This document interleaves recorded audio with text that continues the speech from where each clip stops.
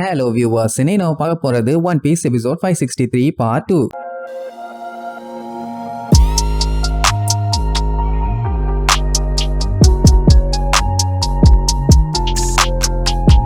Open பண்ணா போன பாட்டுல மொத்தமா வயான்னு அனௌன்ஸ்மெண்ட் கொடுத்தாங்கல்ல. இந்த மாதிரி அந்த நோவாங்கிற பெரிய கப்பல் இந்த ஐலாண்ட் மேல படால் விழ போகுது, எல்லாம் சட்டு புட்டுன்னு ஐலாண்டை விட்டு இவாக்குவேட் பண்ணுங்க, இல்லன்னா உங்களுக்கு சங்கு அப்படின்னு எல்லாருமே பயப்பட ஆரம்பிச்சிருவாங்க. இந்த மாதிரி ஒண்ணு விழ போகுதுன்னு சொன்னா என்ன பண்ணும்? ஐயோ அம்மானு பிச்சுக்கிட்டு ஓட வேண்டாம், அதை விட்டுட்டு மேல பாருங்க அந்த கப்பல் வருதுன்னு சொல்லி வேடிக்கை பார்ப்பாங்க. பரவாயில்ல, நம்மள மாதிரியே சில பேர் அங்க இருக்காங்க. அதான் வருதுன்னு தெரியுதுலடா, அப்புறம் ஏன்டா நிக்கிறீங்க ஒய்யாலையலான்னு அடிச்சு புரண்டு பிச்சுக்கிட்டு ஓடுவாங்க. எங்க ஓடுறாங்கன்னு தெரியல, ஆனா பிச்சுக்கிட்டு ஓடுவாங்க. போறப்போ ஒருத்தி சூட் கேஸை விட்டுருவான். ஐயோ என் மேக்கப் கிட்டு, அட சண்டாளி உசுரே போது உனக்கு மேக்கப் கேக்குதா, உழைத்து விடுவேன் வான்னு சொல்லி இழுத்துட்டு போவான். சோ இப்ப எல்லாத்துக்குமே சாக போறோங்கிற மரண பீதி வந்துருச்சு. ஆக்சுவலா ஷிரஹோஷி இந்த ஷிப்பை ஐலாண்டை விட்டு ரொம்ப தூரம் தள்ளி கொண்டு போயிட்டான் தான் கேள்விப்பட்டாங்க. ஆனா இப்ப மறுபடியும் திரும்பி வந்துருச்சு போல. நிறைய பேர் பிரின்சஸ்க்கு ஹெல்ப் பண்ணுவாங்க, ஆனா இங்கே இருந்து அவங்களுக்கு ஹெல்ப் பண்ணணும்னு நினைச்சா இவங்களை கஷ்டப்பட்டு அவங்க எடுத்த எஃபர்ட் எல்லாமே வீணா போயிருமே. அதனால வேற வழியே இல்லாம தான் இங்க இருந்து போவாங்க. இப்படி ஐலாண்ட்ல இருக்கவங்க எல்லாம் ஒரு சைடு பதறனா நம்ம ஆளுங்க ஒரு சைடு பதறிட்டு இருப்பாங்க. ஐயோ போனது போன வேகத்துல ரிட்டர்ன் வருதுன்னு. அப்படி ஷிப் ரிட்டர்ன் வருதுன்னா லூஃபிக்கு என்னாச்சு, ஷிரஹோஷிக்கு என்னாச்சு, மேபி அவங்க ஆபத்துல மாட்டிட்டாங்களோன்னு இவங்களுக்கு பீதி. அப்புறம் அந்த ஹோடிக்கு சப்போர்ட் பண்ணி சண்டை போட்டுட்டு இருந்தானே, அவனுங்களுமே பஞ்சாயத்துன்னு தெரிஞ்சவனே எஸ்கேப் ஆக தான் பிளான் பண்ணுவானுங்க. அப்படியே அந்த சீஹார்ட்ஸ் மினிஸ்டரை காட்டுறாங்க. அவரை நீங்க எல்லாருமே இங்க இருந்து எஸ்கேப் ஆயிருங்க, வேடிக்கை பார்த்துட்டு இருந்தீங்கன்னா உங்களுக்கு தான் பஞ்சாயத்துன்னு மக்கள் எல்லாத்திட்டையும் சொல்லி அனுப்பி விடுவாரு. ஆனா குழந்தைங்க கூட முடியாதும்பாங்க. ஏன்னா ஸ்டார் ஹேட்ஸும் ஹியூமன்ஸும் இவங்களுக்காண்டி தான் அங்க சண்டை போட்டுட்டு இருக்காங்க. இப்ப அவங்கள பாதையில விட்டுட்டு போனா கைவிட்டுற மாதிரி ஆயிராதா? கூடவே அவங்க ஃபேமிலி ஆளுகளும் அங்க சண்டை போட்டுட்டு இருக்காங்க. எப்படி விட முடியும்? ஹெல்ப்னு கேட்டுட்டு பாதையில அத்து விட்டு போனா அதனால நாங்க இருக்கிறோம்னு சொல்லுவாங்க. பட் மினிஸ்டர் முடியவே முடியாது, நான் என்ன சொன்னனோ அதை தான் நீங்க ஃபாலோ பண்ணணும். இதே விஷயத்த மத்தவங்க கிட்ட சொல்லி சட்டு புட்டு நீங்க இருந்து காலி பண்ற வேலையா பாருங்க, நான்சென்ஸ் மாதிரி பேசிட்டு அப்படியே நீங்க இருக்கணும்னீங்கன்னா தாராளமா இருந்து தொலைங்க, நான் ஒன்னும் சொல்லலன்ட்டு போயிருவாரு. அப்பவே புரிஞ்சு போச்சு அவர் இருக்க சொல்றாருன்னு. சோ எல்லாம் சந்தோஷப்படுவாங்க. சாக போற நேரத்துல இந்த சந்தோஷம் எல்லாம் தேவைதானா? அப்ப ஏர் டேங்க்ல இருந்து மறுபடியும் ஒரு பிராட்காஸ்ட் ஆகும். ஆக்சுவலா இந்த டைம் அவங்க லூஃபிக்கு தான் கான்டாக்ட் பண்ணி பேசிட்டு இருக்காங்க. ஆனா அவங்க பேசுறது இங்க பிராட்காஸ்ட் ஆகும். எல்லாத்துக்குமே ஃபர்ஸ்ட் புரியல என்ன பேசிட்டு இருக்காங்க, என்ன நடக்குதுன்னு. அதுக்கப்புறம் தான் தெரியுது அங்க என்ன பிரச்சனை போயிட்டு இருக்குதுன்னு. அவங்க பேசுறத வச்சு என்ன புரியும்னா, நோவா இப்ப ஐலாண்ட நோக்கி வந்துட்டு இருக்குது. ஏர் பபிள் அவங்க ரெடி பண்ணிட்டாங்க. ஆனா இப்ப எப்படி அந்த கப்பல்கிட்ட கொண்டு வரதுன்னு லூஃபிக்கு தெரியல. ஆனா அவங்க என்ன சொல்லுவாங்கன்னா ஏர் டேங்க்ல இருந்து அந்த பபிளை ஷூட் பண்ணுவாங்க. சோ அது கரெக்டா நோவா கிட்ட வந்துரும். அதுக்கப்புறம் அவங்களால எதுவும் பண்ண முடியாது, லூஃபி தான் பாத்துக்கணும். அவன் ஒன்னும் பஞ்சாயத்துல நீங்க அடித்து விடுங்க எல்லாத்தையும் நான் பாத்துக்கிறேங்கிற மாதிரி சொல்லிட்டு இருப்பான். அவன் வாய்ஸை கேட்கும் போது நம்ம டீம் ஆளுகளுக்கெல்லாம் கொஞ்சம் நிம்மதியா இருக்கும். ஏன்னா அந்த நோவா கப்பல் கீழே விழுதுன்னு தெரிஞ்சவன லூஃபிக்கு ஏதோ ஆயிருச்சுன்னு பயந்தாங்க. ஆனா பையன் இன்னுமே கேம்ல இருக்கான்னு தெரிஞ்சவன தான்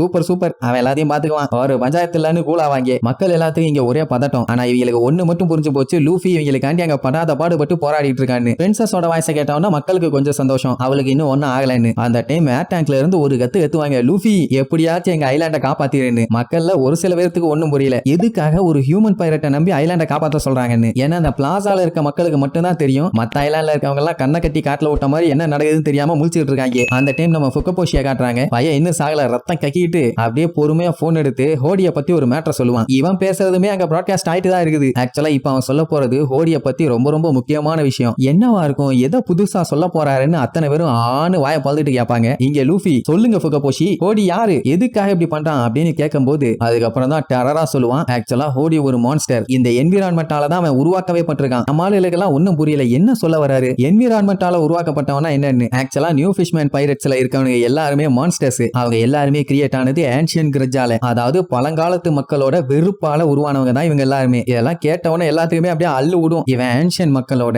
வெறுப்புலையும் வெறியிலையும் ஃபிஷ்மேன் ஐலாண்டோட ஷேடோல பிறந்தவன். அவங்களோட மொத்த வெறிய ஃபியூச்சர் ஜெனரேஷன் மறந்துடக்கூடாதுன்னு சொல்லிதான் இப்படி ஒருத்தன் உருவாகி அதை வெளியில கொண்டு வந்திருக்கான். அதனால தான் அவனுக்கு இவ்வளவு கொலவெறி. அண்ட் அது மட்டும் இல்லன்னா அவனுக்கு தேவை கொல்றது மட்டும்தான். அதுக்காண்டி அவன் ஹியூமன்ஸ் எல்லாத்தையும் வெறுக்கல, ஹியூமன்ஸை ஈவலா மாத்தி அந்த சான்ஸை யூஸ் பண்ணி மத்தவங்க எல்லாத்தையுமே கொல்றதான் இவன் பிளான். மொத்தத்துல அவன் யாரா இருந்தாலும் கொல்லதான் செய்வான். ஃபிஷ்மேன் ஐலாண்ட்ல அமைதி வரணும், இல்ல ஃபிஷ்மேன்ஸ் எல்லாருமே நல்லா இருக்கணுங்கிற ஆசை எல்லாம் இவனுக்கு கிடையவே கிடையாது. அவன் கையில மாட்டினாலும் அவன் கொல்லத்தான் செய்வான். அப்படி வெறி புடிச்சு நிக்கிறான். இப்படி அவன் சொல்லும் போதே அவங்க பயங்கரமா போஸ் எல்லாம் கொடுத்து காட்டு தனமா கத்திட்டு கிடப்பான். ஆக்சுவலா நம்ம ஃபுக்கபோஷி அவனை புடிச்சு வச்சு உன்னோட பாஸ்ட் கதை தான் என்ன, எதுக்காண்டி மக்கள் எல்லாத்தையுமே நீ இப்படி வெறுக்கிற, ஹியூமன்ஸ் எல்லாம் உனக்கு அப்படி என்னதான் பண்ணாங்க சொல்லு சொல்லுன்னு கேட்டப்போ இழிச்சுக்கிட்டே என்னமோ சொன்னால, அது வேற ஒண்ணும் இல்ல, அவன் சொன்னதே ஒண்ணும் இல்ல. அதான் அதாவது நீ இப்படி பண்ணிட்டாங்க, அப்படி கொடுமைப்படுத்தினாங்க, என் பேரண்ட்ஸ் இப்படி பண்ணாங்க, அப்படி பண்ணாங்கன்னு ஏதாச்சும் ஒரு பேக் ஸ்டோரி இருக்குன்னு நினைச்சுதான் கேட்டான். ஆனா கடைசியில அவன் ஒண்ணு இல்லன்னு சொன்ன உடனே ஃபுக்கபோஷிக்கே தூக்கி வாரி போட்டுருச்சு. அதுக்கப்புறம் என்ன சொல்லுவானா, எங்க எல்லாத்தையுமே ஹெவனே சூஸ் பண்ணி இருக்குது, இந்த மாதிரி ஹியூமன்ஸ் எல்லாத்தையுமே போட்டு தள்ளணும்னு சொல்லி அண்ட் பவர்ஸையும் கொடுத்துருக்குது. நான் எல்லாத்தையுமே கொல்லுவேன்னு சொல்லிட்டு பயங்கரமா ஒரு வெட்டு போட்டிருப்பான். அப்பதான் ஃபுகபோஷிக்கே முழுசா புரிஞ்சது இவன் அரை பைத்தியம் இல்ல, முழு பைத்தியம்.